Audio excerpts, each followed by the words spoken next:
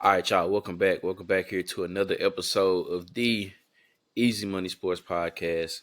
Of course, me myself as always. Sanders here. Got my guy Dupree with me. What's going on, baby? What's going on? How we doing? How you doing, Man, man? can't complain, bro.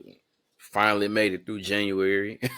I feel like I feel like January was slick a long month, bro. I mean, don't Yeah. get me wrong. Okay, kind of went by still a little fast, but at the same hmm time, I felt like January was a long month. It almost got to the point where it almost wore out its welcome. Yeah. It was It like was long. It's 31 days, boy. Hey, January 31 days. That's you starting the year off right. for 31 real, them for boys. real, Yeah, for real, nah. man. Now we here into a new month, February. Happy hmm Black History Month. Got to get that out there for sure. You know what Gonna I'm throw that up saying? real quick. Got to, man. But uh, going into this new month now, we winding it down here in the NFL. We hmm just got done seeing Championship Sunday and two two really, crazy games when you think about Yeah. it, from even the outcome is just the way that it played. Um of course, now heading into the off season for the most part for a lot of teams. Now we're down to our last two teams. The Pro Bowl's coming up, coaching vacancies is now filled.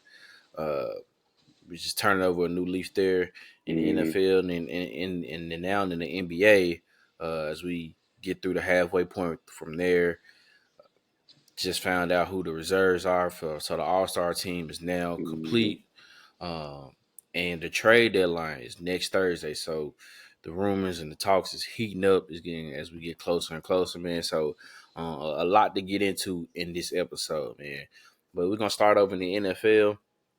Looking over, as I mentioned, with all the coaching vacancies, and also recapping a little bit with Championship Sunday. And we'll start off there with the games, man. I mean, the AFC, NFC Championship was wild in its own rights for both games. Yeah. Start over in the AFC. Uh, Once again, the Kansas City Chiefs find a way to get it done. hmm 17-10 victory over the Baltimore Ravens, and now going back to the Super Bowl for the fourth time in 5 years. um, Crazy, right? Pat Mahomes, 7 years in the league, 6 years as a starter, six straight in the AFC Championship games. Now getting a chance to go back to the Super Bowl to defend their title, hmm um, and they did it in a fashion that you never kind of really haven't seen them do it before, right? Really kind of hung their hat on really the defense, like the offense, Yeah. didn't wasn't the juggernaut that we're used to being to seeing, and wasn't a lot of flashiness and everything like that. Um, and then just the way that, I guess you could say, maybe even the game plan or just how the game went for the Baltimore Ravens had a lot of people scratching their heads, man. What was Once everything went down, what was your viewpoint of how you saw like the game was going, and just how it worked out in Kansas City favor and what went wrong really for Baltimore? At first, I was surprised at how effective Kansas City was in that first half, especially the connection between Travis Kelce and Patrick Mahomes. They didn't skip a beat. They really didn't neutralize that matchup or that connection. Baltimore didn't on defense and jumped out to that lead. I think that in totality, obviously in the second half, the defense stepped up and they did their thing. They made adjustments. Kyle Hamilton started playing like the player that we believe him to be, like the Pro Bowler that he is. He's a hell of a football player. He's definitely a guy, because of his size and his length, being as tall as he is and as big as he is. He's able to check guys like Travis Kelce. He's able to check some slot guys. He's able to come down in the box and blitz and help stop the run, things like that. So in that second half, man, the defense answered the bell. In the second half, the defense answered the bell and held them to a goose egg. I mean, they didn't. The Chiefs did not score in that second half. I think that offensively for the Ravens, I think they were pressing too much. I think they were hunting the big play, especially Lamar. I think he was hunting the big play a little bit too much. And I think the past 2 weeks, the Bills and the Ravens have let Kansas City off the hook. Now, let's give credit where credit is due. Kansas City's defense is very, very good.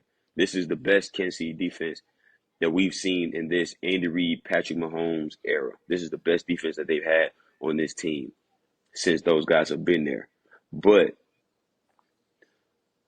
the Bills were able to run the football effectively on Kansas City in that first half in that divisional round game, and they stopped. It seemed like Baltimore didn't even try to run the football this past Sunday. And that's what they do. Like Lamar has gotten better as a passer, no doubt. He's gotten better as a passer with everything, pocket presence, keeping his eyes downfield when he's scrambling, all the things. But Baltimore hangs their hat on being able to run the football with the running backs and with Lamar Jackson. And teams have let Kansas City off the hook with the Bills being effective and then stopping, and then Baltimore just not trying to run the ball. I feel like teams try to get into, okay, we're playing Kansas City, playing Patrick Mahomes, and we have to throw the ball a million times to be able to match that. No, just play your game. Play your game. And I don't think that Baltimore did that. I don't think they did that all game. And then obviously, um, you just had some bonehead mistakes. I mean, Zay Flowers catches that deep ball on the sideline going into the end zone. He gets up, he taunts the guy. He stands over him, spins the ball on, taunting. And then, obviously, the one that everybody's talking about, he catches that pass and dives to the end zone, extends the ball, and it gets punched out. There's a lot of coaches that saw that and sent that to their players. Like, this is why we say, do not extend the ball over the goal line. Do not extend the ball. Because if he didn't do that, he would have scored anyways. Like, he did not have to extend the football. He was going to score. He was going to score.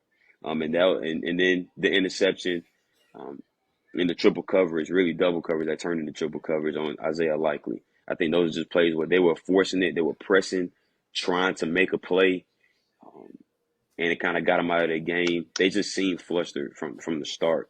And Kansas City, um, especially that defense, was able to neutralize them, holding the 10 points. And that's all. All they needed was 17. All they needed was 17. That was the. If you had told me that the score was 17-10, I would have told you that Baltimore won. Right. I would have told you that Baltimore won. Um, so it shocked me. It shocked me. I didn't expect that. It's tough, man, because the defense played well. They didn't play up to their standard in that first half, but the defense played well. And like, all you need is one play. All you need is one play to change the momentum, and they just couldn't find it. Anytime they hit a play, something happened. So definitely disappointed for Baltimore. And then it speaks to that championship medal, that championship pedigree that's in Kansas City right now. Like you said, they're 4 Super Bowl in 5 years, going having the chance to defend and go back to back. I mean, they did it. Everybody, including myself, I gotta give them credit because I had questions if they could do it on the road. Could they go on the road and win games in the playoff? And they've done it.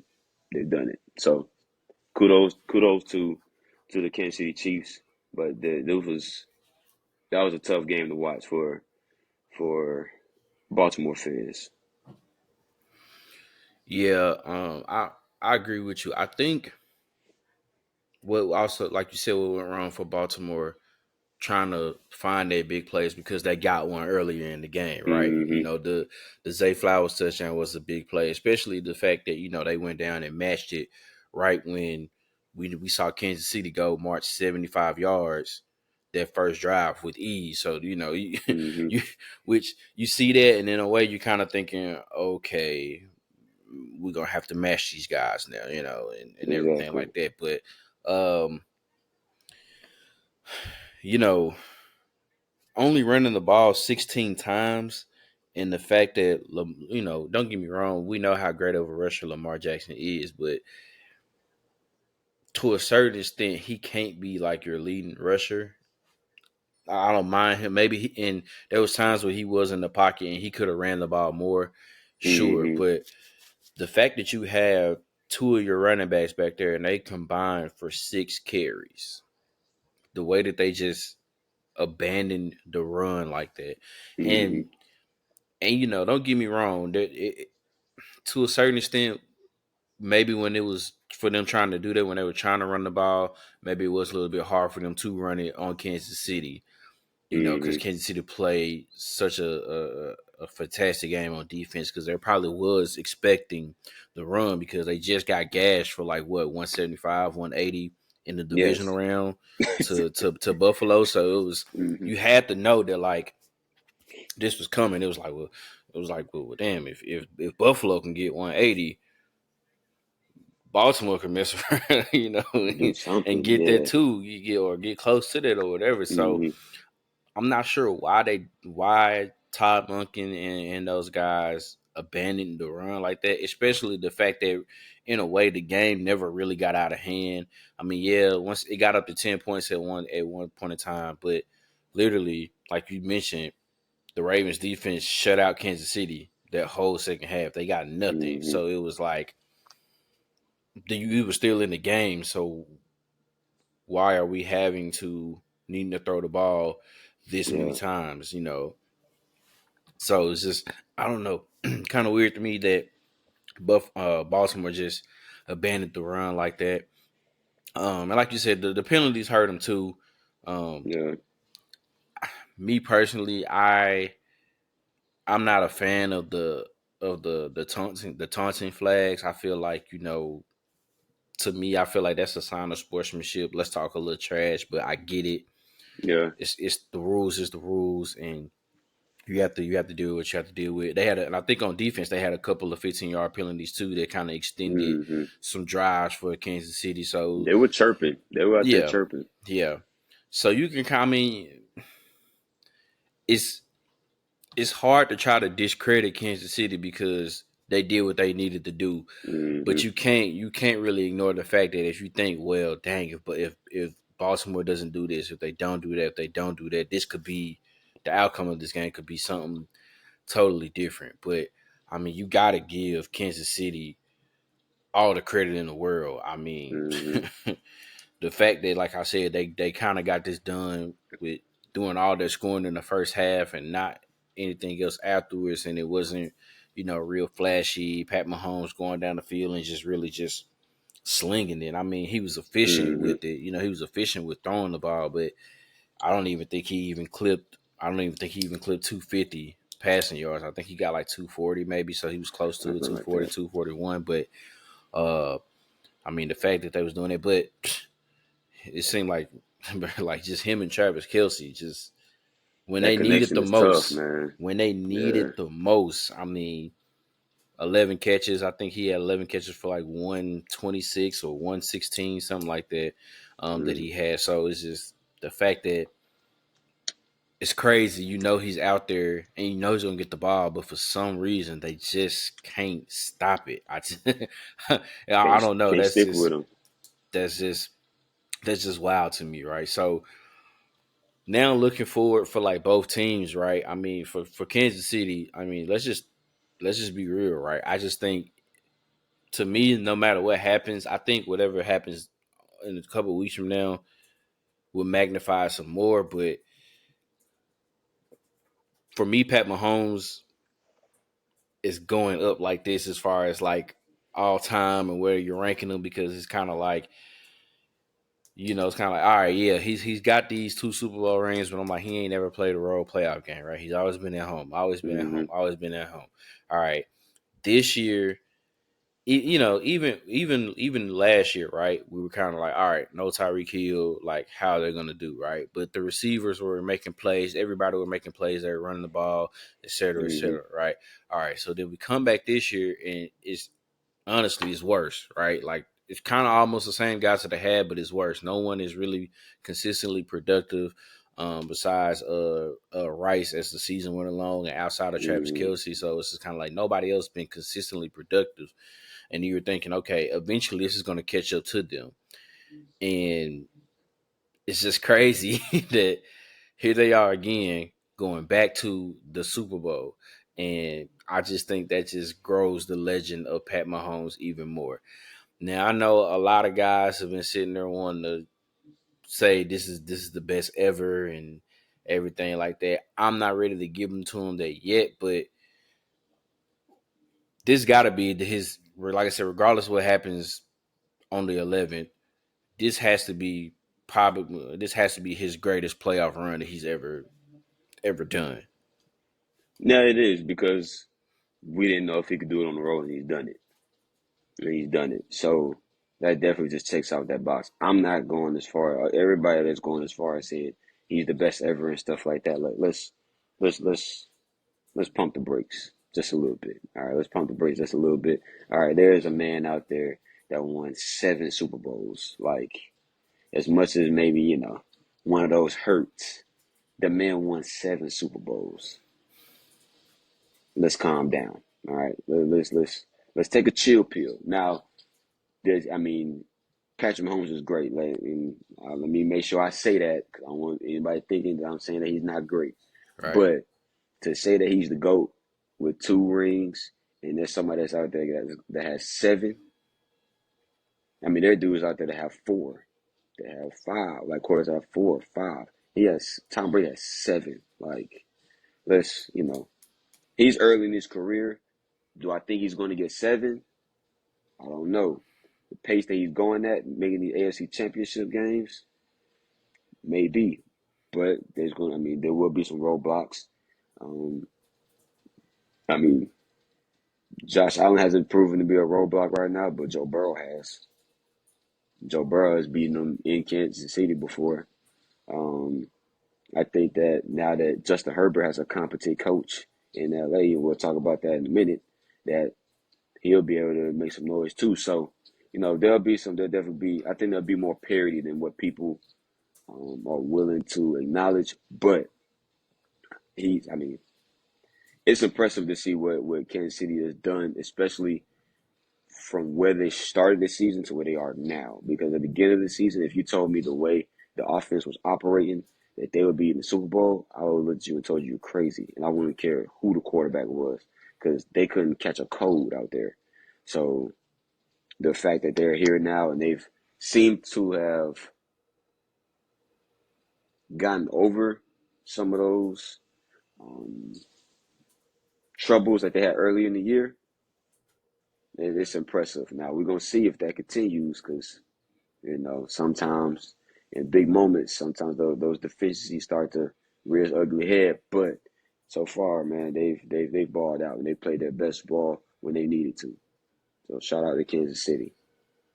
Yeah, right there with you. I don't think TBE can't put him there yet, but amongst his peers, like now, yeah, I think he's widened the gap. Oh Like no, no, it's, no, I agree. I agree. like I it's, could, yeah. like yeah, it's like Mahomes is like I, I I can't even put it on the screen.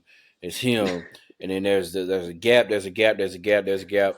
Burrow, because Burrow the only one to get him. the 2 year the two Him and Tom years, Brady. Yeah. yeah, the 2 years that he being Joe Burrow has been healthy. Cincinnati has made it to the conference championship game.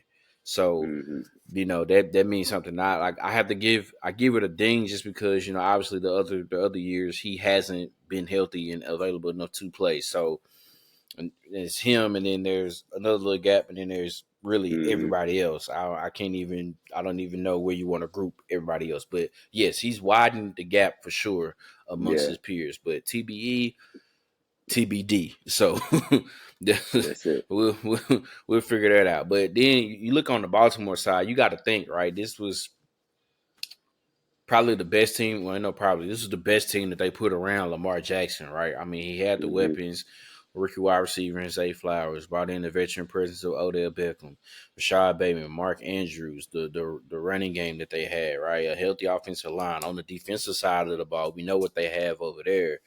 Yeah. Like what is it that they can do or what needs to be improved on for them to now know which with Lamar, they finally got into the AFC Championship game. Now, what is the next thing to be in that to get over that hump to where, like I mentioned on the last episode, to where he's when they had these conversations among great quarterbacks and they're trying to compare him like who's going to be Brady, who's going to be Manning, who's going to be Hmm. Big Ben, who's Phillip River, Yeah. who's this where to where he isn't where he can be more maybe either Big Ben or Peyton and not Phillip Rivers. Yeah.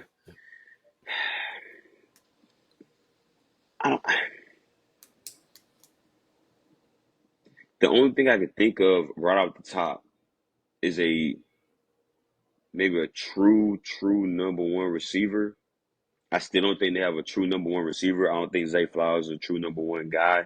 I know they drafted him in that first round, so you're thinking that he's going to be that guy. He might turn out to be, but I don't know if he's a true number one receiver. Outside of that, man, they didn't have a lot of holes. They just didn't. They didn't have a lot of holes.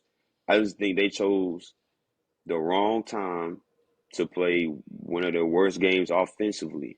And really as a team, but offensively, I think they just chose the wrong Sunday to play bad offensively. On defense, they got their front seven is one of the best front sevens in the league.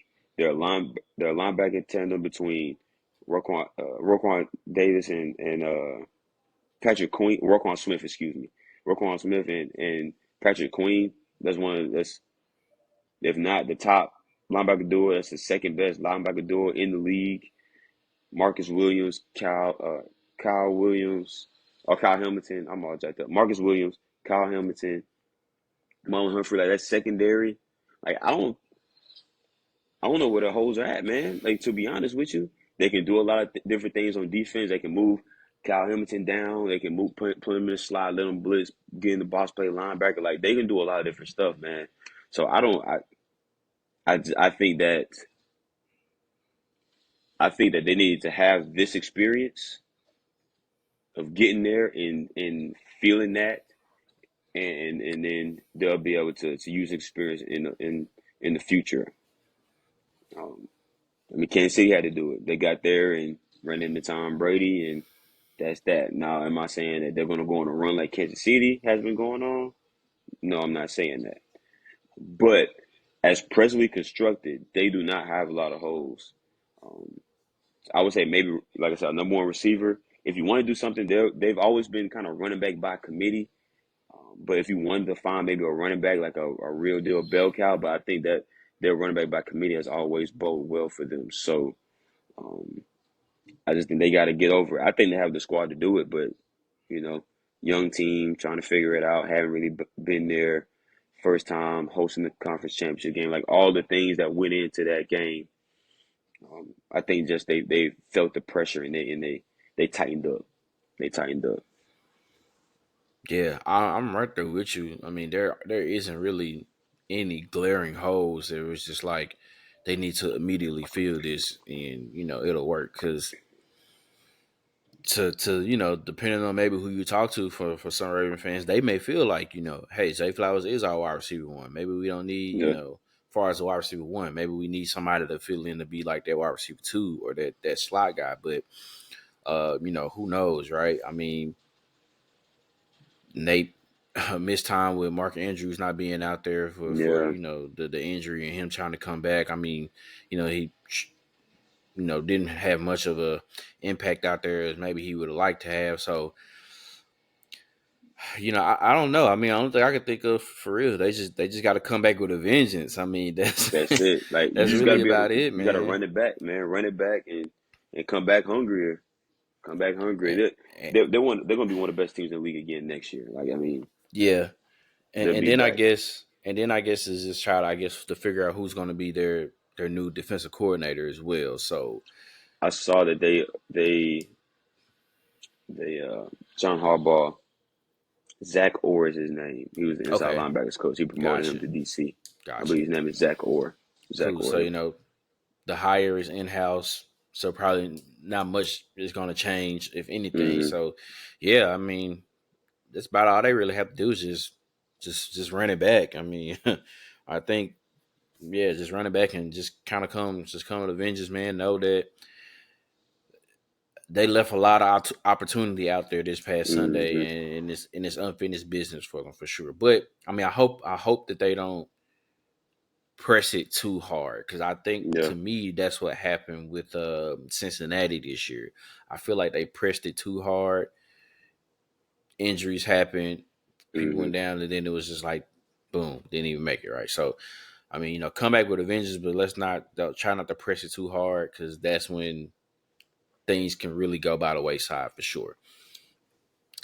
But that was over there in the AFC Championship game, man. The NFC Championship game was, I mean, you want to talk about ebbs and flows, man. You would have thought at one point, I was sitting up here thinking, is the last game of the season gonna end up being the rematch of the first game of the season? Like, is this really gonna happen? Like, are we No, gonna I have mean, Lions Chiefs for real? Like again. again to end the season as it started? I was like, that was gonna be crazy because I was gonna think like, man, I don't think I've ever seen anything like that happening, Mm-mm. like to bookend it that way. I mean, I know we've seen like rematches of teams playing Throughout the each other in the year, regular yeah. season and they end up meeting back in the Super Bowl. But to bookend it like that would have been like crazy, right? And I Oh mean, yeah. you look up Detroit is up 24-7, and it's just you're thinking, what is going on? And then my next thing I'm thinking about was, man, y'all gotta apologize to Cam Newton, bro. He about to strike another one down. He already hit Um, Dak. He didn't he about to already get hit. it. I'm about to say He he just about struck to. another one down. Y'all gonna have to apologize to Cam Newton, man. But Mm-hmm. then before you know it, it's 24-10, and it's 24-17, and then it's 24 apiece, and then it's 31-24. It was just in freaking insane the way that the 49ers came back and ended up getting a 34-31 victory over the Detroit Lions. Mm-hmm. Um, Obviously, to address the elephant in the room, the Dan Campbell going forward on fourth down a couple of times, and they failed to make him. And as you being the coach, right? And then I'll say this as a and like just watching it like as a fan, part of the fan, part coach, right? So I know looking at it, it's easy to say, well, damn, why didn't the Lions take the points? It was fourth and Mm-hmm. two. I forgot. I think the other one was like a 4th and 5 or fourth and six. I'm not sure. And they were in field goal range for both of Mm-hmm. them. Um, and I would say to me, like it's at that time, it's easy to say, well, he'll take the points, but in reality, those points aren't guaranteed either. It's Yeah, not, I mean, you you're right. still have to. They still have the kicker still has to kick the field goal and make the field goal.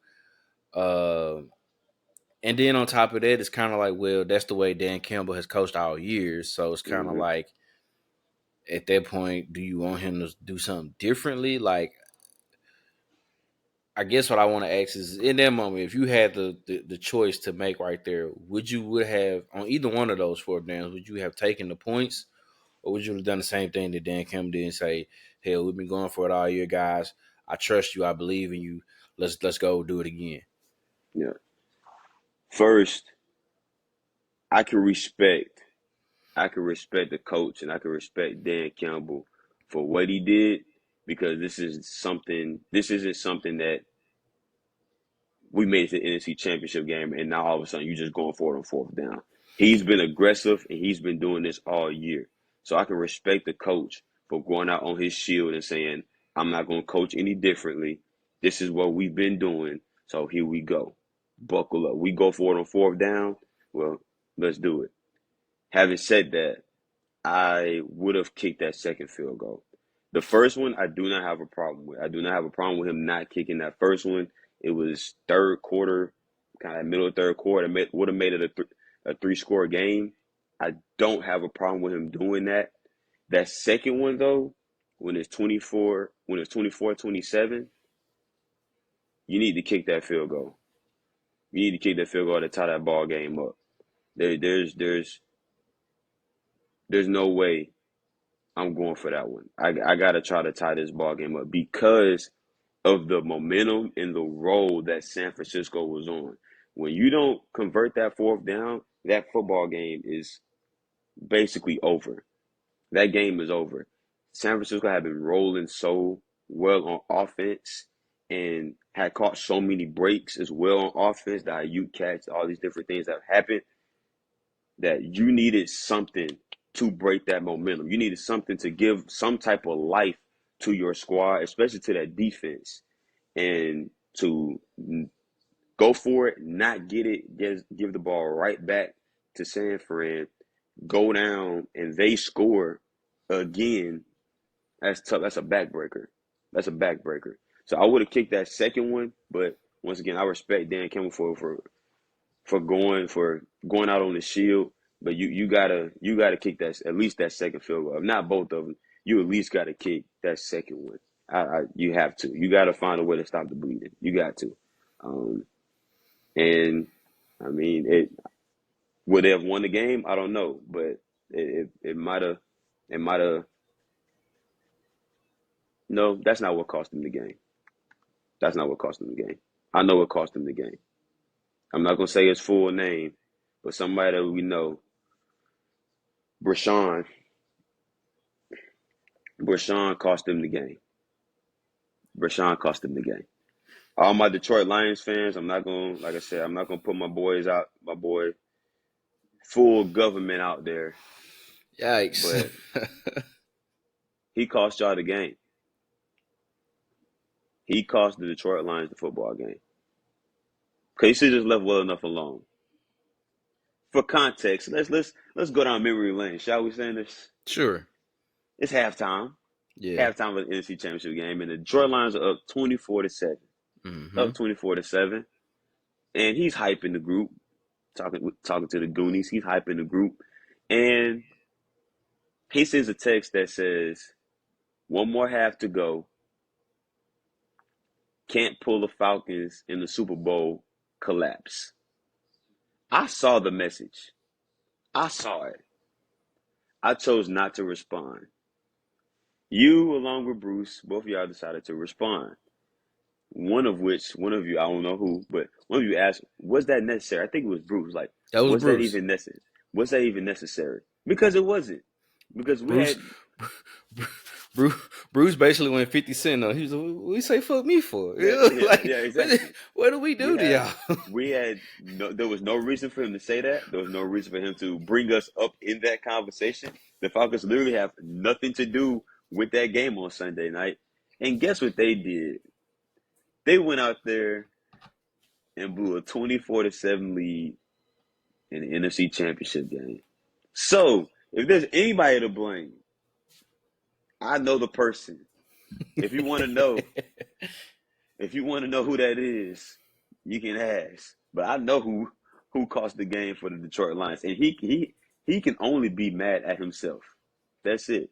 Maybe if he's left well enough alone, they'll be playing next weekend. But he just couldn't help himself. So hey, sometimes you got to know when to shut up, especially when your team. No disrespect to Detroit, but when your team has been as bad as the Lions have been, sometimes you just gotta. But yeah, you got to kick one of the field goals. Got to Yeah. kick one of them. I think the second one you definitely got to kick. You got definitely got to kick that second one.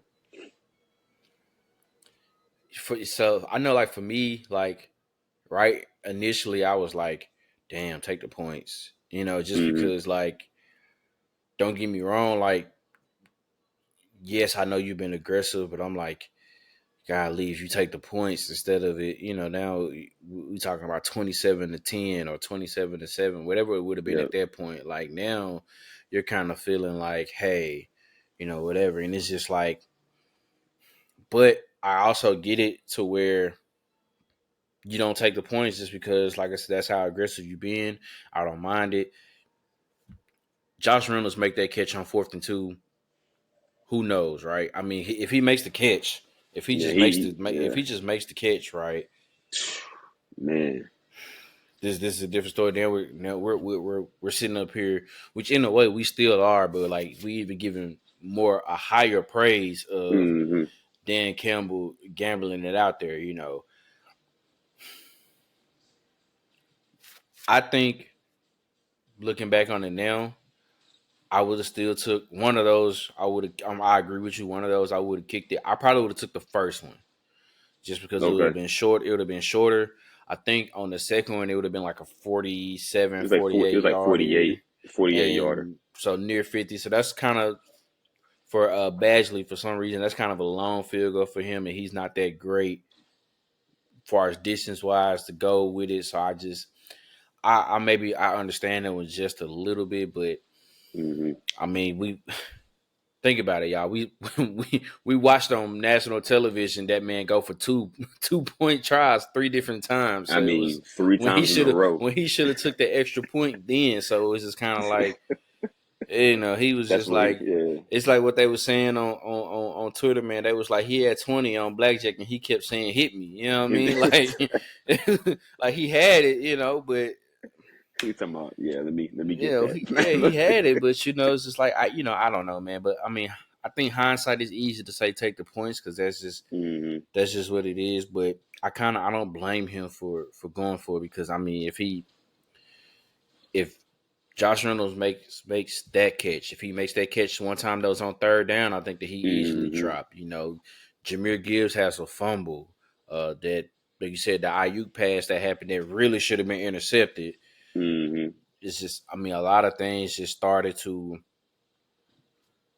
sports psychology is really the only thing I can really Yeah. think about, right? That's it's just the way that it just went and how Big Mo just left from Motown and went all the way over to the Bay. Yeah. like that. Literally. It was just crazy. I mean, it Literally. was just crazy and you just kind of you see those type of plays and it just happens that way and it's just like, man, it's wild. But I mean, on the flip side of it though, man, for San Francisco, you got to give them their credit for hanging on in there because there's a lot of Hmm. teams who, down 24-7, you're kind of thinking, man, how we gonna get back in this? Yeah. We haven't really been able to stop them all night. We can't get nothing going offensively the way we want to, and everything like that. And it's just they just had a couple plays that ended up finally going their way, and it just took off, right? And it's funny. One of the plays that I saw that virally that everyone was talking about was the first Christian McCaffrey touchdown.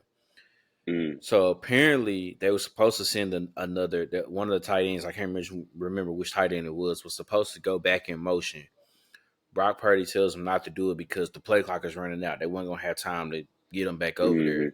Hmm. They just run the play and boom, big gaping hole for McCaffrey. And he takes it down for a big touchdown. Right? It's just crazy how like that split second of things happening and it goes one way or another. Uh, we talking about a team that was trying to get over the hump here, right? Like San Francisco has been in, I think, four to like 3 or 4 past NFC Championship games, and Hmm.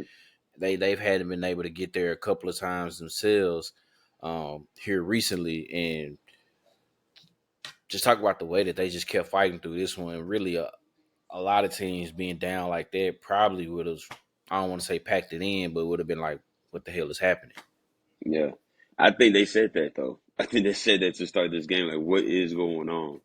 Um, it just speaks to a will and a want to win a game. The fight that they had to go and win a football game, not giving in, not giving up, and continuing to battle um, to win this game.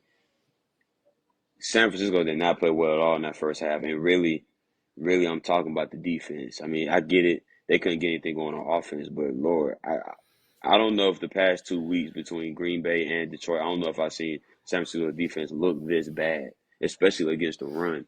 The fact that teams were able to run the ball. If you like think about that first touchdown, the reverse with Jamison Williams. I mean, it's like when have you ever seen the San Francisco defense recently with all these dudes give up a play like that? Like you don't see Right. that happen. And so once again, it's kind of similar to the first game with Baltimore's defense. San Francisco defense finally woke up, stood up, was like, we're not going for this. Like this ends right now. Like this ends right now. And sometimes you got to get lucky. You got to have a couple breaks, and that you play was a break. That play you speak about with the Christian McCaffrey touchdown, like they had a couple breaks, a couple plays go their way, and we had a momentum, man. Especially at home, we had that momentum going like that. Sometimes it's hard, and it just snowballs. Like it just snowballs, and it's almost like you can do no wrong. And we got to give credit to Brock Purdy. We got to give credit to Brock Purdy.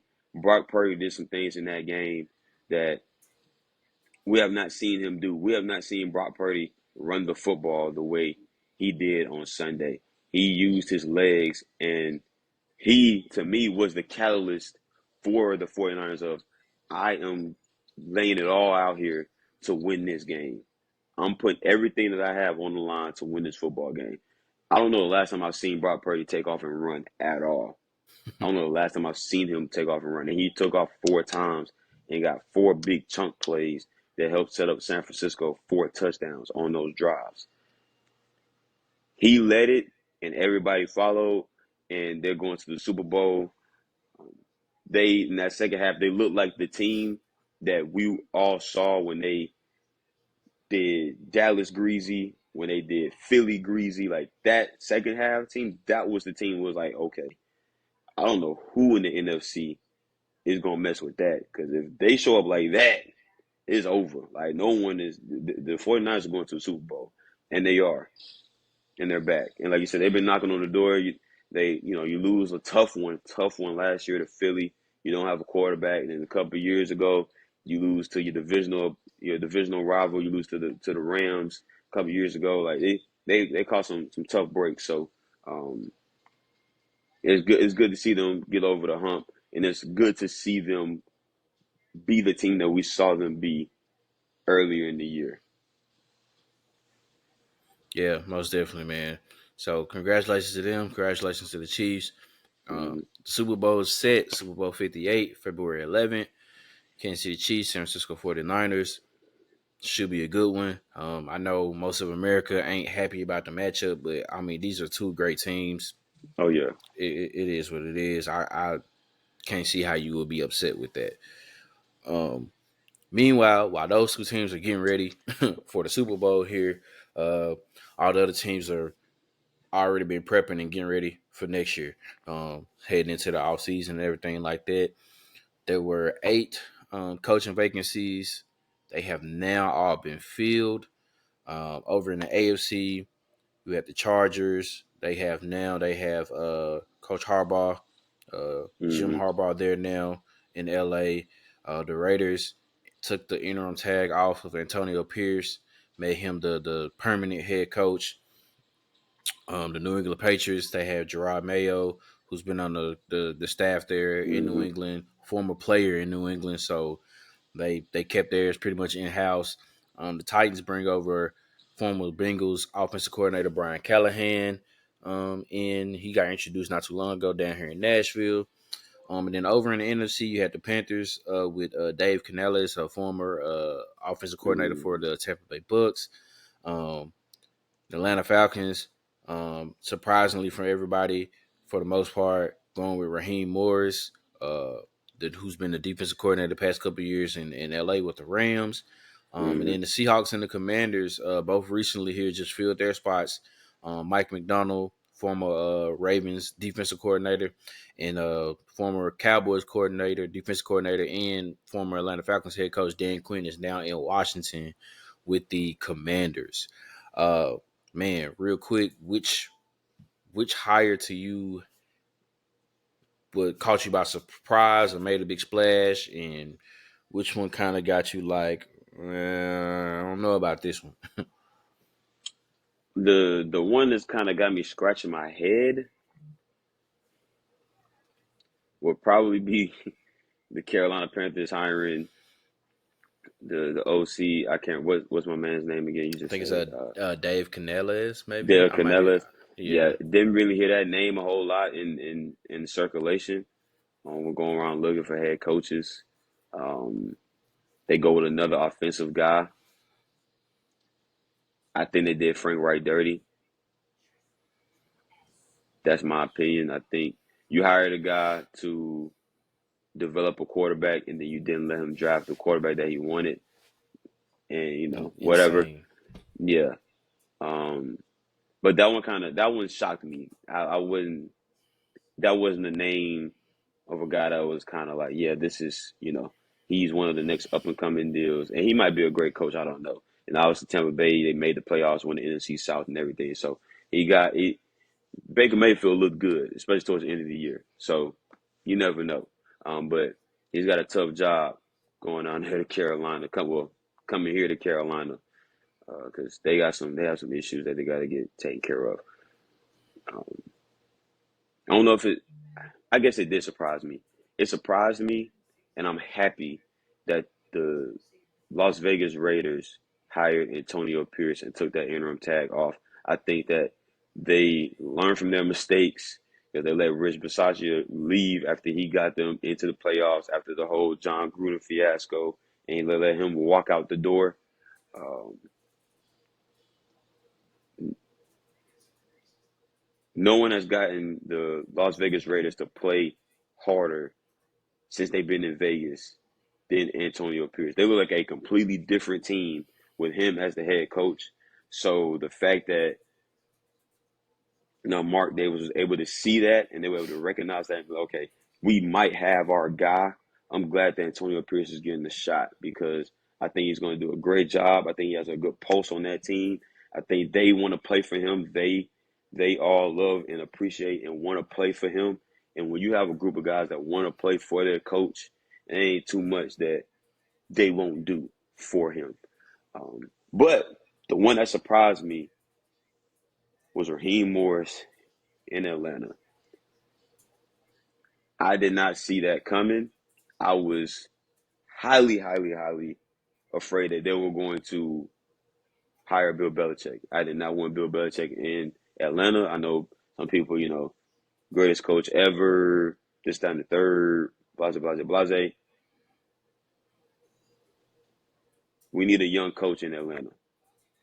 We need a young coach in Atlanta. And I know Raheem Morris, he was the head coach in Tampa Bay, and he didn't have a great track record when he was there, but he was younger. It was his first head coaching job. I believe that he is going on and learn from that. And when you listen to his contemporaries talk about him, when you listen to Sean McVay talk about him, when you listen to the other coach on that staff talk about him, when you listen to the players that he's coached talk about Raheem Morris, he seems like the type of guy that I would want to play for. He seems like the type of guy that a lot of guys will want to play for. I think he gets it. I think he understands. He'll be able to get the pulse of the team. He's a great defensive mind. He's been on both sides of football. He's been on the offensive side and the defensive side, coach receivers on one side, D coordinator on the other. He knows Atlanta. He knows the NFC South from coaching in Atlanta, from being the head coach in Tampa Bay. And I don't think it hurt that we got a black coach in Atlanta. That's the first time. It's the first time that that's happened. And I think that he is the guy for the job. So I was definitely surprised that Raheem Morris got the job in Atlanta. That was not a name. That was not a name that I heard in talks with the job for the Falcons. And I'm glad he got it. I am excited. I am excited. Um, so those the Carolina Panthers win that had me kind of thinking, trying to figure out what that was, and then the Falcons hiring Raheem Morris. Yeah, for me, the one that has me kind of scratching my head right now, is actually with the Commanders and Dan Quinn. Okay. Not saying that Dan Quinn doesn't deserve to get another shot, Mm-hmm. just because he has done pretty well in Dallas being their defensive coordinator. I was just shocked that he decided to go with Washington, and obviously that was the last spot there, Mm-hmm. so it is what it is. I thought Gotta maybe he take tried it. to find his way back to Seattle, partner Yeah. back up with Pete Carroll and those guys. He's familiar with that area. So I kind of thought maybe he would go there. So not necessarily like I don't think he'll do a bad job or anything like that. Just more so of where he went. That kind of had me scratching my head a bit. And I agree right there with you with Raheem Morris.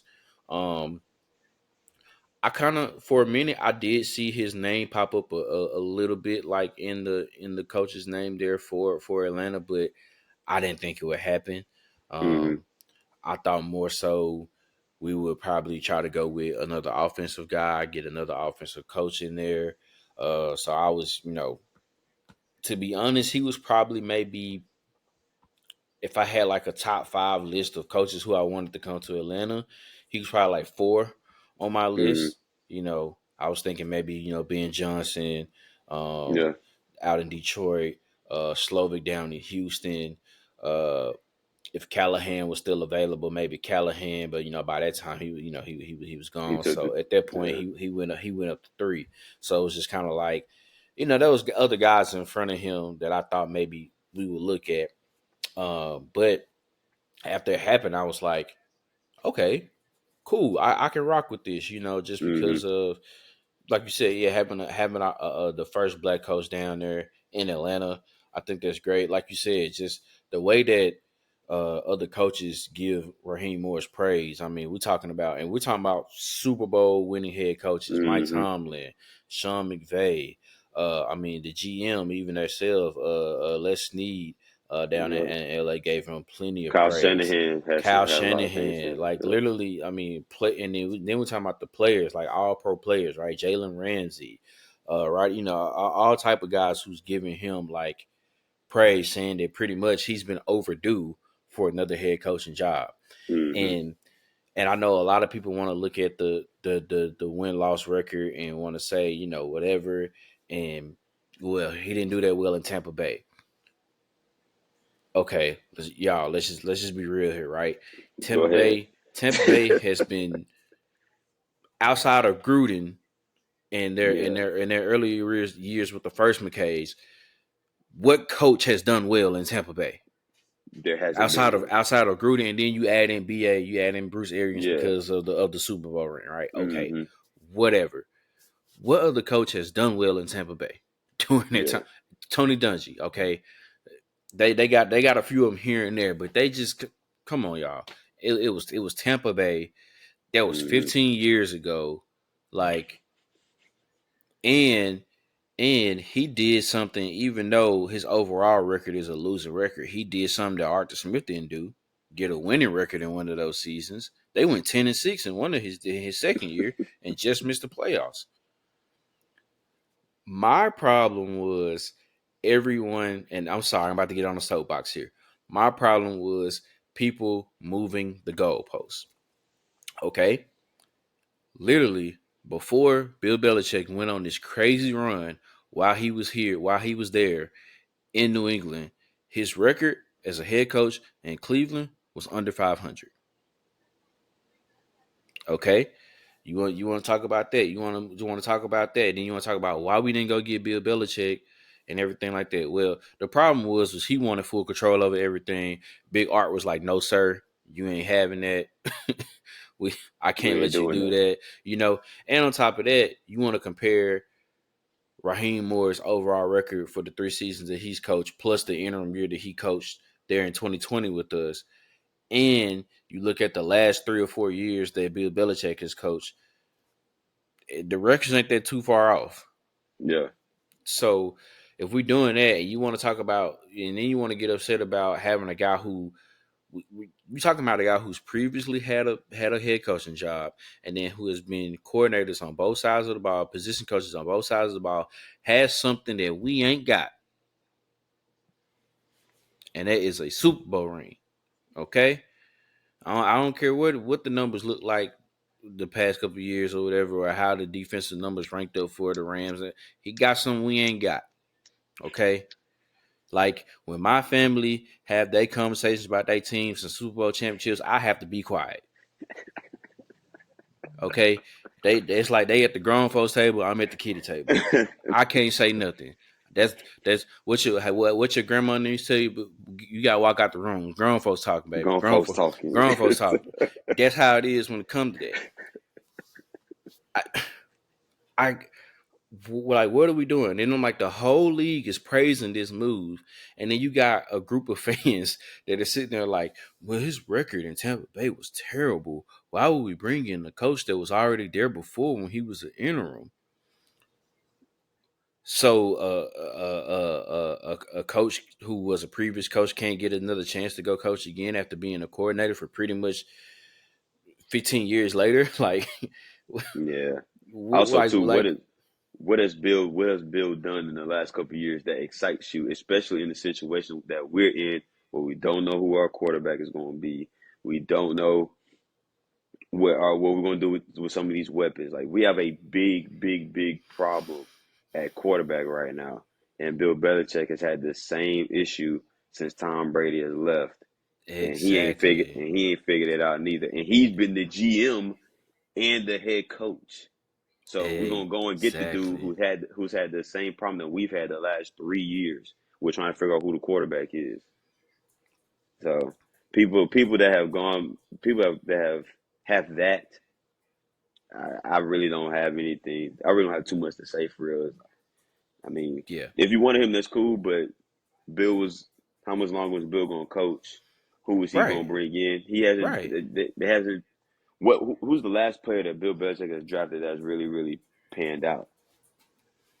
And that was another thing that scared me about Bill. Not necessarily him as the coach, but who he was going to bring in far as coordinators.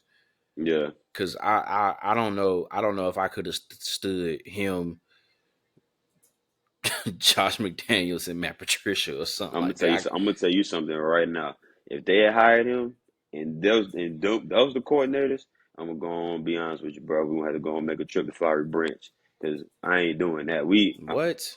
I'm not. What? I'm not. Bro. Bro. We've seen that song and dance. Unless we're gonna get Tom Brady from 10 years ago reincarnated come in this thing. No sir.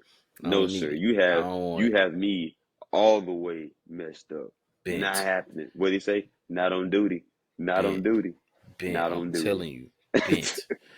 Bent, bro, for sure. So that, like, I'm like, that's crazy to me that y'all are like moving the goalposts like this for this guy and wanting to sit up here and claim y'all just clamoring about how y'all tired of hiring guys who don't have any coaching experience that's just been hmm OCs or coordinators or DCs, and now we bring in a guy who has been a coach, and you're like, well, I don't know about this one. What? Like, what are you talking about, bro? This is what you do, right? Okay, because look, he now the big key was who he was gonna bring in for his coordinators, Yeah, and for sure. he was able to get Zach Robinson to come in to be the OC. I think that's hmm great. I think that's great. Now I feel a lot better about our weapons. So of course, obviously, the main thing you want to do is we got to address the quarterback position. What route do you want to take? Are you willing to want to try to see if you want to trade for a Justin Fields? To For me, it's not number one on my list, but he is the only viable quarterback that I am wanting to have a deal for. I don't want to see Kirk Cousins. I don't want to see Russell hmm Wilson. hmm I'm cool on that. He's the only one. If we decide to make a trade for him, I'm fine with that. I'm not a fan of it as far as number one, but that's okay. Let's go. I say go find a young gun. Whether that is, do you want to trade up to one for Caleb Williams, or do you want to trade up to three for Jaden Daniels if you think they'll be hmm gone by then, or do you wait to see if maybe one of those guys fall to you at eight? I don't know. Here's the thing, right? That's the thing with quarterback, right? Well, before you even get to the draft, let's just think about the offseason in general and free agency money. We probably need to cut some guys to free up some more cap space. hmm Unfortunately, and a couple of those guys I hate that we may cut, but it is what it is. And then on top of that, we go into free agency, right? Okay, Def, Texas, and the Falcons needing to find a pass rusher. You know we gotta, we gotta find us a pass rusher. So let's be on the lookout for that. We need a wide receiver too, because we know Drake is a one. We know Drake London is a one. Now you got to find a wide receiver too, and a couple more wide receivers, and to figure out what we want to do with that before we can even think about the draft and the quarterback and what we gonna do. So there's a lot of we got some pieces there, but then there's a lot of things there that we gotta address. And I think I think Coach Heem is gonna do a good job with it, bro. I think he's gonna be fine. He and I think he's learned from being a head Mm-hmm. coach in the past, and the way that he's got the staff assembled, from what I'm hearing, is pretty much he's gonna be hands off. He's gonna let them guys do what they got to do, and he's just gonna focus on head coaching things. I'm Yep. fine with that. I'm cool with that. That's my soapbox for that. I just had to get that off my chest. There it is. Kind of weird that obviously Bill Belichick nor Mike Vrabel ends up getting any of Mm-hmm. these head coaching jobs. So that's kind of strange, but yeah, man, that's what's going on over there in the NFL. Well, do you think that was kind of strange that neither one of them got like? I mean, Bill only got the interview with Atlanta. I don't think he interviewed nobody else. Yeah, I can't Uh, remember, and I think he might have thought that he was going to get that one. I am yeah, surprised that Vrabel didn't find anything. I'm kind of surprised that Vrabel, excuse me, Mike Vrabel didn't get anything. Um, but I mean, you got a lot of these up and coming coordinators, man. The Mike McDaniels, Mike McDonald, excuse me, Mike McDonald, and Dan Quinn, Callahan. Like you got a lot of these dudes, and everybody kind of figured with the whole thing with Harbaugh, everybody figured that Jim Harbaugh was gonna get that job in LA. So everybody knew like that was all right, that was done for. That's a done deal. Um,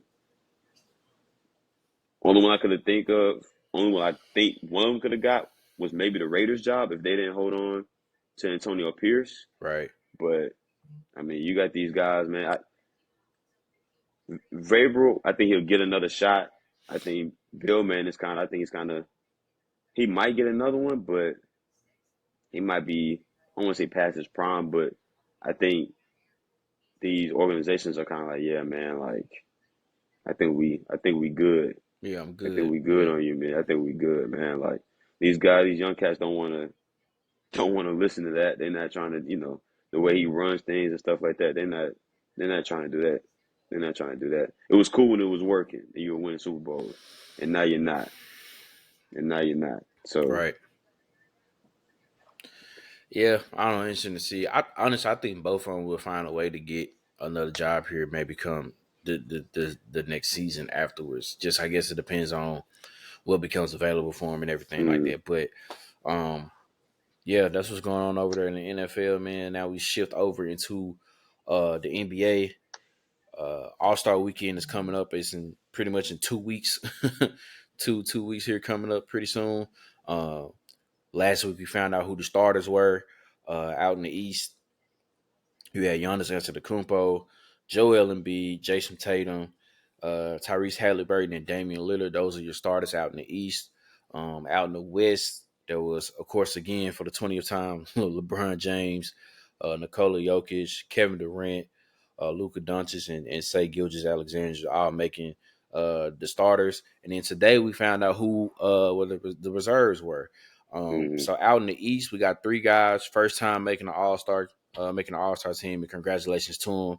Jalen Brunson of the New York Knicks, Tyrese Maxey from the Philadelphia 76ers, and from the Orlando Magic, Pablo mm-hmm. Banchero. Man, he a Yeah. I can't stand him because he went to Duke, but that's a hooper. That's a hooper for sure. Rounding out the reserves for the East, Donovan Mitchell, Jalen Brown, Julius Randle, and Bam Adebayo. And then out west, you got pretty much your usuals, right?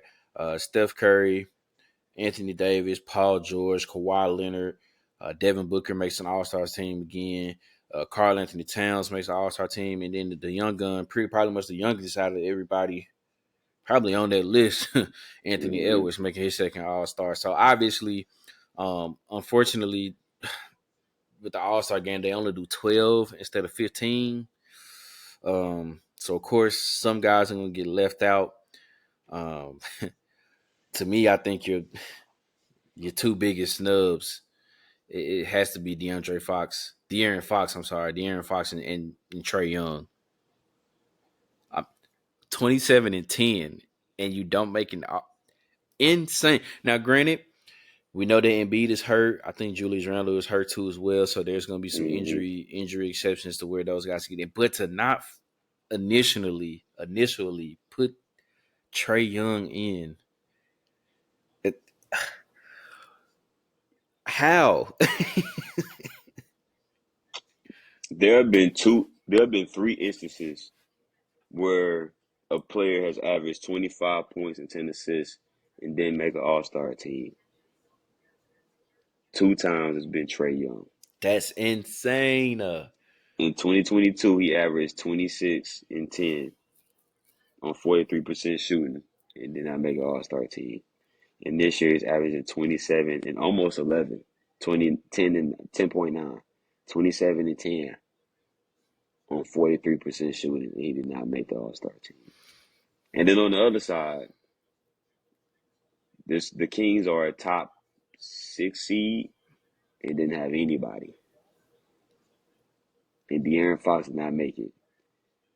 Those two right there, I I I I get it because it's only 12, it's not 15. Trey Young should be on the All Star team, and De'Aaron Fox should be on the All Star team. Now, I'm not going to go back and forth. You guys can debate. Well, who should they be in for? Who should they replace? I'm not going to go back and forth on that. I'm not going to go back and forth on that. But I think both of those dudes should be all stars. I'm happy that Anthony Edwards definitely got the nod. I am happy that he got the nod. I think that he definitely deserved to be an all star. To be honest, I think he could have been a starter, but that's just me.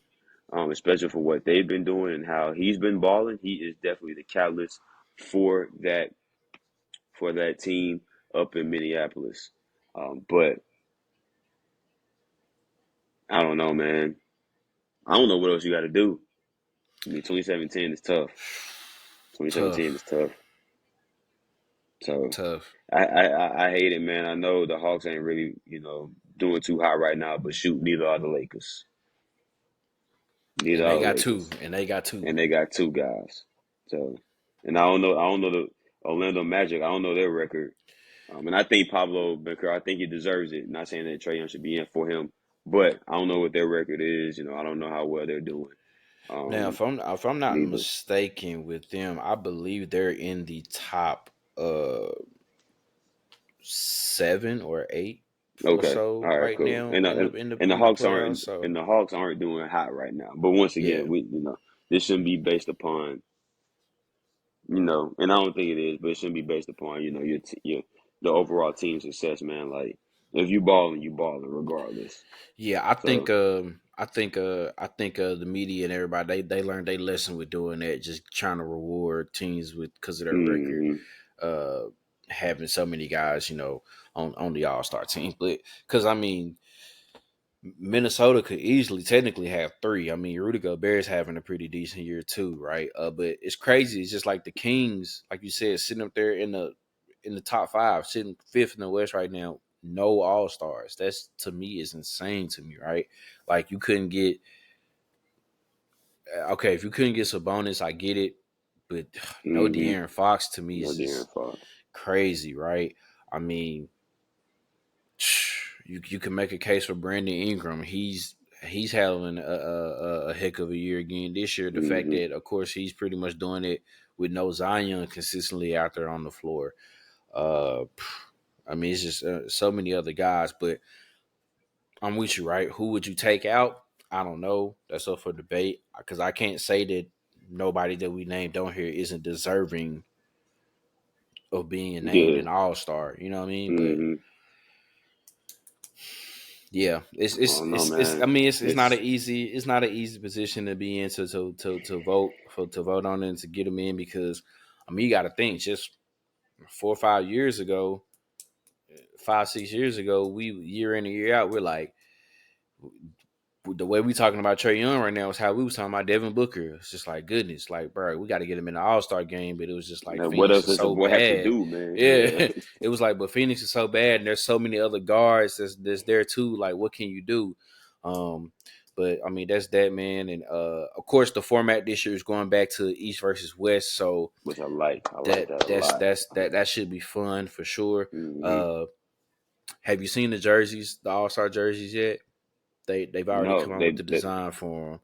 okay. So I I think haven't it's seen kind it. of a Let me I see. Let me think check on like I don't know NBA. which one is gonna be which, but one of them kind of has like that old Hoosiers kind of color feel to it that Indiana normally has, but as far as our throwback, and I think the other one is kind of similar to like their current colors that they got, if I'm not mistaken, and everything like Mm, that. So I'm trying to see if I can find it real I think quick. they're no, there's some I think there's some pretty decent jerseys for sure. But they I think those are colors from 'em. I think one of them had a set where it was kind of like that old throwback Hoosiers color that they were looking for, Mm, that the Pacers wear like as a throwback every now and again. I think the other yeah, that color old kind of is blue and white yeah, stripe, and like kind then of pinstripe type deal, and yeah, then like the red, like blue for the east and then red for the west. That's what it's looking like. right. So I think it's some pretty decent there. Found out that the basketball goal that they got in the airport, the rim is covered. Mm, Yeah, smart, smart. yeah, Okay, yeah. makes a lot of sense now. So it's just kind of there for aesthetics. Unfortunately, can't nobody just go out there and just try So to they ain't hoop going on out them. there and hooping for real. Okay, Tough, that makes a yeah. lot of sense. That makes And a I lot was of sense like, now. dang, man, that would have been nice though. It would have been nice to see if anybody was trying to go in there and try to hoop in there for Yeah, sure. that's tough. But Okay, that's smart man, though. yeah, for sure. But congratulations to everybody named to the All Star team. Can't wait. NBA All Star Weekend in 2 weeks. The All Star game, I believe, is February the 18th. Think That's so. a Sunday. Yeah, February Hmm. 18th. Um, of course, All Star Saturday night on the 17th. There. Don't know if you heard about this, but apparently there's going to be a 3-point competition between Steph Curry and Sabrina Ionescu, like right after when the regular 3-point competition is done and before the dunk contest. And Sabrina said she's going to be shooting from NBA three, so they're not going to So cut her. She's not going to cut no slack. she want that type of smoke. So hey, She want that type of smoke. Hey, I ain't I mad at it. Just know who you going up against. I Like mean, he I think she he got he. range like that though. I think Oh she no, got the range no, for it. I think she got range. But I'm just like, hey, This is Steph ain't. Steph we talking about. Yeah, This is Steph Curry. yeah. Like this dude shooting threes while he sleep. like, but no, I have seen it. That is exactly literally. But no, that is cool. I've seen that. I've seen that they're supposed to be doing that. I think that's cool. I think because she can shoot. I mean, she can shoot the ball for sure. Yeah, So I think that's cool though. And I was wondering how they're going to do that. Like, is that like there's no way that's replacing the whole 3-point contest. So yeah. they're So doing that after the fact. Okay. it's supposed to be after the 3-point contest is done and right before they get ready to start the dunk contest. So I And they guess you still can haven't kind of named say, who's in the dunk contest. They still haven't yeah, named I that haven't yet. heard. I don't think I've heard anything about that. I don't know, man. It might be time to. They might have to do like what they did in what was that 99 2000. They might have to give it a break and figure something out here about this dunk contest, man. I don't know though, Man, it man. just since the last good one was 16 with Levine and Aaron Gordon, and there've been some good there've been some good performances, but the last good one was 16 Aaron Gordon versus Zach Levine, and then you had but then like after that You Aaron Gordon didn't. got snubbed that last year, like he got Well, snubbed that he got robbed that one year. I was about to say You know what I'm saying? you didn't like the Aaron Gordon and him and Derrick Jones Jr. That was good, That's the year he got robbed. Yeah, but he shouldn't have lost. Like that's yeah. the thing. Like Yeah. Aaron That's Gordon the shouldn't have year. lost that. So we've had some good performances, but it just hasn't. Yeah, now McClung did his thing last year, like that was cool. But if Philly didn't sign him, what were we gonna get? Because Yeah, he was the like what were yeah, we gonna get? Like he was the star of the show. So I hate it, man, because 15 and 16 were really good. Both Zach Levine years, the year with Aaron Gordon and Derrick Jones Jr., that year was good.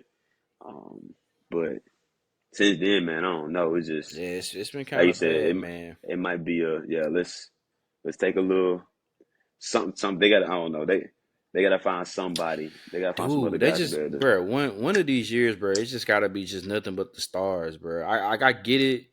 I get it. You know, to a certain extent, you Mm, can have the young guns come in there and they can make a name for themselves. I get it, but bro, at the same time, like we gotta have a year where we're talking about where it's and Ja, I'm trying to get think of Zion to go do it, stuff like yeah, people man, like just that. Yeah, and they don't even have to do nothing too creative or out of this world, bro. Because I feel like folks are gonna be so starstruck with the fact that it's just like, oh, we got like the actual stars like in the dunk in this contest. dunk hunt. How it You was know what I back in the day, mean? they used to do it. I mean, it was like that back in the day. Yeah, before we were really able to see it and watch it for real. Yeah, He had the Vince Carters of the world, Tracy McGrady's of the world, obviously Michael Jordan's, Dominique Williams, Julius Erving. Like, you had the dudes. The dudes was doing it. Kobe did it. Like, you had them boys out there doing it. yeah, yeah. So, So I hear you.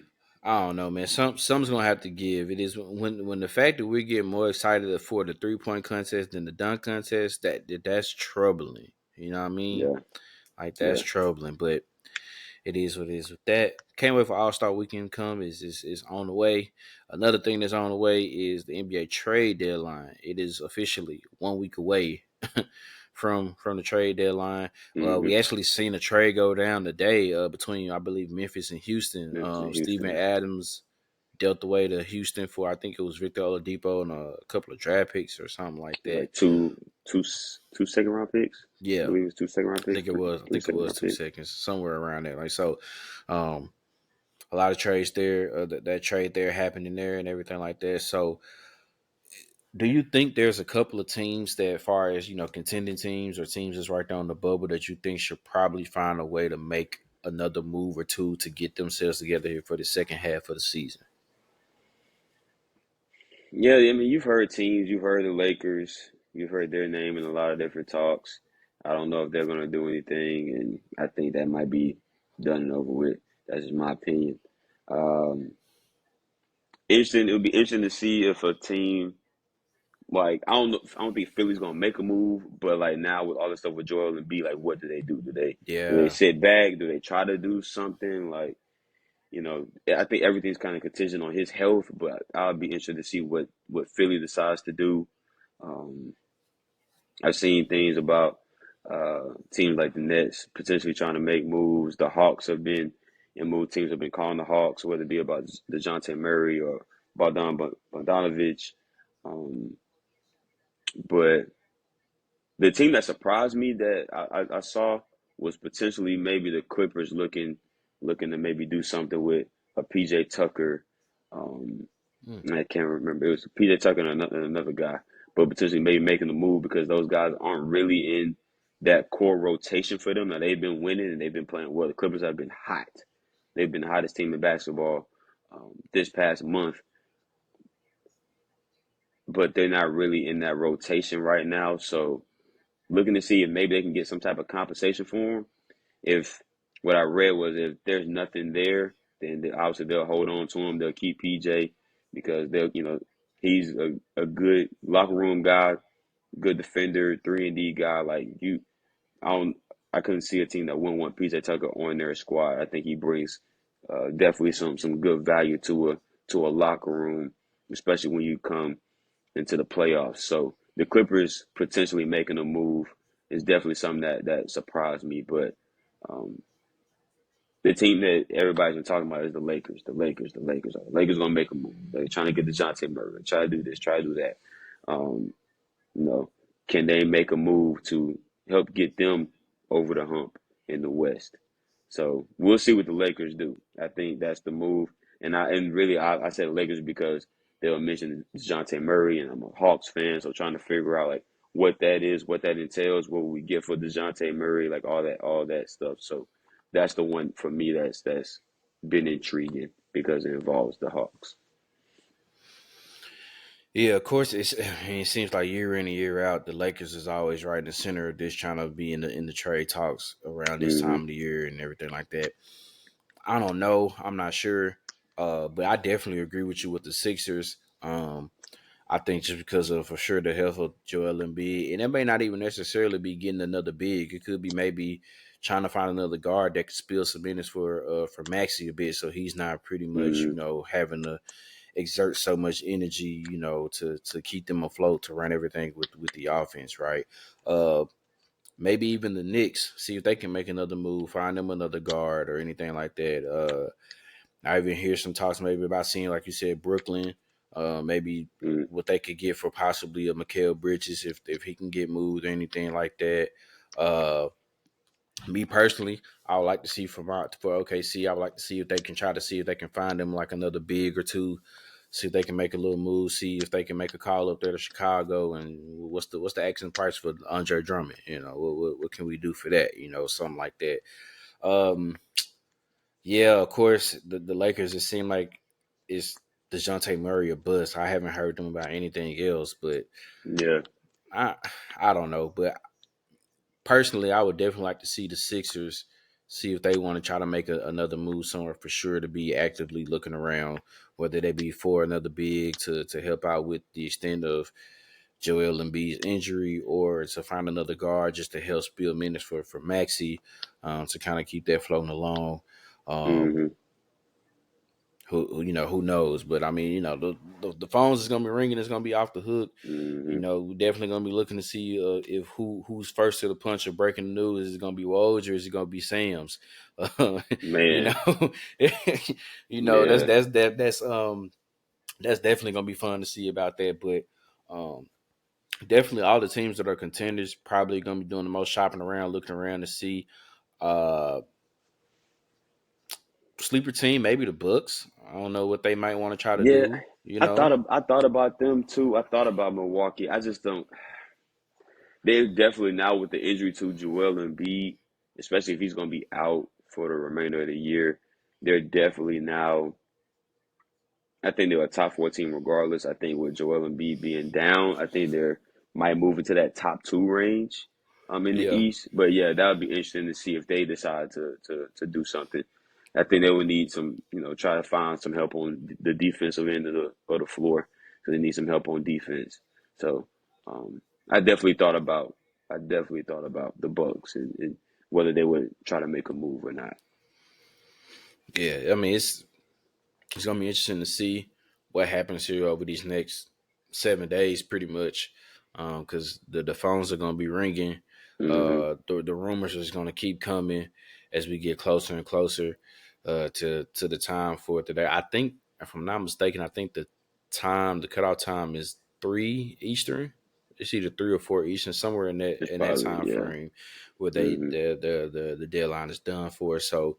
Um, I don't know. It's always interesting to see what happens in the NBA trade deadline, because it seems like it's a whole lot of movement that ends up happening with it, and it affects it more than just now in the present, right?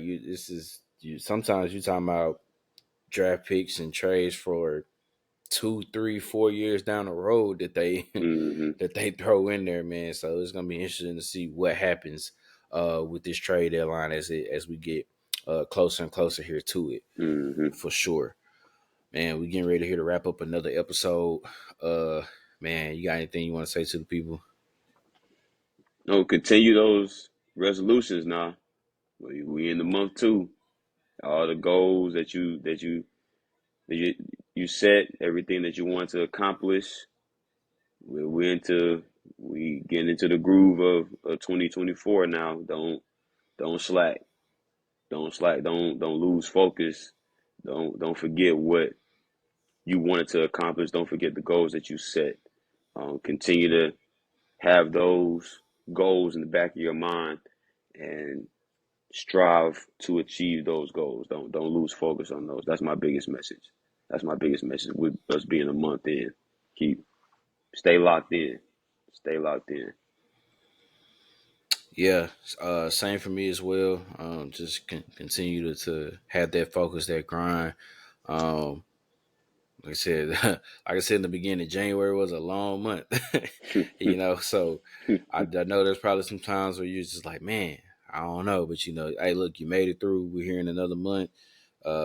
Continue to just pretty much chop that tree down, man. Mm-hmm. Everything can't be done overnight and quick, fast microwave is never always gonna happen like that. Some things take some Yeah. time, man. So just keep chopping it down, chop that wood down.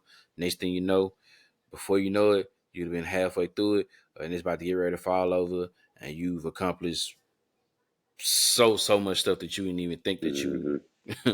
could imagine Could yourself to do, imagine. man, for sure. Man, continue to like and subscribe to the podcast on the YouTube channel. Follow us on the Instagram, follow us on the Twitter. We we had I kind of saw it for sure, definitely on Twitter, but we had a lot of interaction over the weekend. We had a lot of Yeah. interaction over the weekend for sure for Championship Sunday, man. So that lets me know folks was tuned in, they was locked in, I was waiting for stuff to get posted and everything like that, wondering Mm-hmm. what we was gonna say, how reactions, predictions and everything like that. It was amazing to see. We definitely appreciate that. Um, man, throughout the month of this month of February, man, try to read into some Black History facts that you may not know about. Not your Mm-hmm. bases that we've been kind of somewhat taught before, like in school. Man, try to see something that maybe you never for real never knew about. Caught your eye, man. Try to go see maybe like an art exhibit or something like that.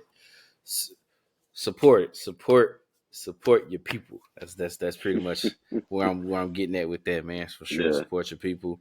Um, Love black women, cherish black women, protect black women. No means no. No means no. New month, same stipulations. Nothing has changed with that for sure. Uh, all I's is dotted, all T's is crossed. I'm Mm-hmm. just gonna leave it at that, man. You Like know that once, day coming up too. ooh, what we So, got? What we got? What 2 weeks? Yeah, about 2 weeks for that too. Listen, mate. I'm gonna say this. I'm gonna say this, and I'm gonna leave it at that. Right. Um, Celebrate it the way you want to celebrate it. Okay. If you into the big whole fancy dinner and you want to go out and you want to do all this and you want to go to the steakhouse and you want to pay, you feel me, $150 for the dinner and all that stuff like that, cool. But if you're a person like me, to where all you need is a 3 for 10 at Chili's, Hey man, man, in this episode, man, that man just said a 3 for you 10. you do that too. Now look, don't Hey, don't now look now don't take a like McDonald's or nothing like that. You feel me? Don't be like that. Now if you're granted, gonna do that, you might as well not even take her nowhere. If you're gonna now I do know that, everybody's situation is different, you know what I'm saying? But on the real though, just enjoy each other's company. If you have a Valentine, you know what I'm saying? Uh I have a couple. I got to send Mama Sanders some stuff, so everything like that. Got to get her yeah. right too, and everything like that. So, man, yeah, just enjoy the day, man. Enjoy each other's company. It ain't as if you're giving gifts, that's cool, but Mm-hmm. it's more to it than that. So, you know, whatever. And I know some people don't like Valentine's Day, for a whole plethora of reasons, but that's neither here nor there. But Mm-hmm. yeah, everybody got a Valentine out here somewhere, whether that's your mom, grandma, aunt, sister, whatever. Whatever. Mm-hmm. You got somebody out there you love, man. So it doesn't necessarily always got to be somebody that you have a whatever type of relationship that you want to Mm-hmm. call it there for. So it is what it is with that. But yeah, man, y'all enjoy yourselves. Stay safe out here. Uh, Groundhog Day is tomorrow. Hopefully, we can figure out what's gonna go on for the rest of this time. Like, is it still gonna stay winter or is it over? I think it's always wrong anyway. It really don't even matter,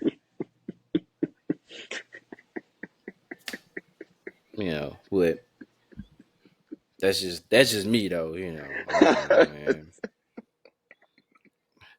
Hell, I'm out here worrying about a damn animal coming out of a damn hole to tell me how the weather gonna be. Kind of. Boy, you've been on it today, boy. you've been on you've been on Anyway, it today, man. Hey, boy, you've been on it. I'm here yo, for it, man. my boy. I'm here for it. Keep talking your stuff. Hey man, Keep talking it, boy. hey. I'm just saying. Yeah, I hear it. I ain't mad at it. I we ain't mad at it. we we gonna see. I We guess. gonna see. Yeah, That's it. it is what it is. The days is starting to get longer a little bit. It's the sun's starting to stay out a little bit longer. So you know that do let me know that we kind of getting closer back to being towards the spring here before you know it for sure though. So Hmm. y'all for real stay safe out here, man. Just yeah, protect yourselves. You know, stay bundled up if you cold somewhere. If it's however it's gonna be, but yeah, y'all stay safe out here, man. Like I said, always continue to support us, like and subscribe to the YouTube channel, to follow the socials and everything like that. Until the next time, this has been another episode of the Easy Money Sports Podcast. Peace.